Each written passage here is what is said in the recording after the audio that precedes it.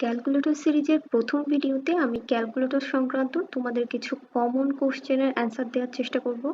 তো ক্যালকুলেটর ব্যবহারের ক্ষেত্রে প্রথমেই তোমাদের মনে যে কোশ্চেনটা আসে সেটা হচ্ছে কোন মডেলের ক্যালকুলেটর ইউজ করব, বা পরীক্ষার হলে আমাদের কোন মডেলটা অ্যালাউ করবে।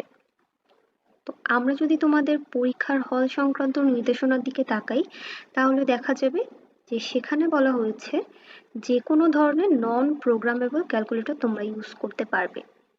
তো এই ক্ষেত্রে আমাদের দেশের অনেক শিক্ষকরা মনে করেন এমএস ক্যালকুলেটরগুলো, যেমন 100 ms, 570 ms, এই ক্যালকুলেটরগুলো হচ্ছে নন প্রোগ্রামেবল, এবং ইএস ইএক্স যেগুলো সচরাচর ব্যবহার করা হয় সেগুলো হচ্ছে প্রোগ্রামেবল ক্যালকুলেটর। এটা আসলে সম্পূর্ণ একটা ভুল ধারণা। আমি তোমাদেরকে এখন যে তিনটা ক্যালকুলেটর মডেলের ছবি দেখাচ্ছি, এই তিনটাই নন প্রোগ্রামেবল ক্যালকুলেটর। তো এই তিনটাই তোমাদের পরীক্ষার হলে অ্যালাউড। এখন পরীক্ষার হলে তোমাদের কোনো সমস্যা হবে কিনা সেটা আসলে ডিপেন্ড করে টিচারের উপর, যে কোন টিচার তোমাদের হলে আছে।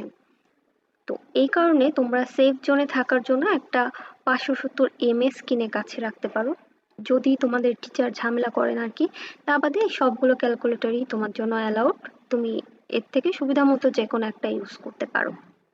আর তুমি যদি এইচএসসি বা অ্যাডমিশন পরীক্ষার্থী হয়ে থাকো, তাহলে অবশ্যই তোমাকে ইএস বা ইএক্স ব্যবহারে পারদর্শী হতে হবে, কারণ এমএস এর মধ্যে এমন অনেক ফাংশনই নেই যেগুলো তোমাদের হয়তো লাগতে পারে বা তোমাদেরকে পরীক্ষার হলে আরো দ্রুত কাজ করার ক্ষেত্রে হেল্প করতে পারে।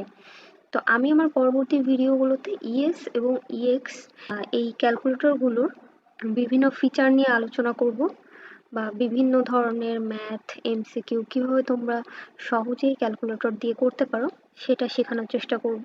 তবে এই ক্ষেত্রে আমি আরেকটা কথা বলবো, সেটা হচ্ছে যে অনেক বেশি ক্যালকুলেটর নির্ভরশীল না হয়ে যাওয়া।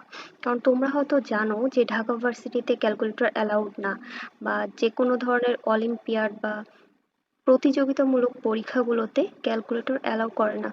সো সেই ক্ষেত্রে তোমাদের নিজেদের ক্যালকুলেশন ক্যাপাবিলিটি বাড়ানোর জন্য ক্যালকুলেটর ছাড়া প্র্যাকটিস করা ভালো। কিন্তু তোমাদের পরীক্ষার এমসিকিউ এর ক্ষেত্রে, বা তোমাদের যে কোনো ম্যাথ দ্রুত করার ক্ষেত্রে, বা পরীক্ষার হলে তোমাদের কোনো কনফিউশন হচ্ছে যে আসলে ম্যাথটা তোমার ঠিক আছে কিনা, তো এগুলো চেক করার ক্ষেত্রে ক্যালকুলেটরের এই টিপস অ্যান্ড ট্রিক্সগুলো তোমরা জেনে রাখতে পারো। এখানে প্রথম দুইটা ক্যালকুলেটরই হচ্ছে 991ES প্লাস।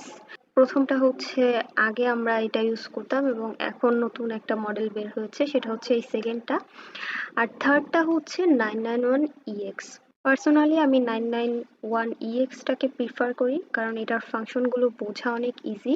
তোমরা তোমাদের সুবিধা মতো যে কোনো ক্যালকুলেটর ইউজ করতে পারো, কোনো অসুবিধা নেই।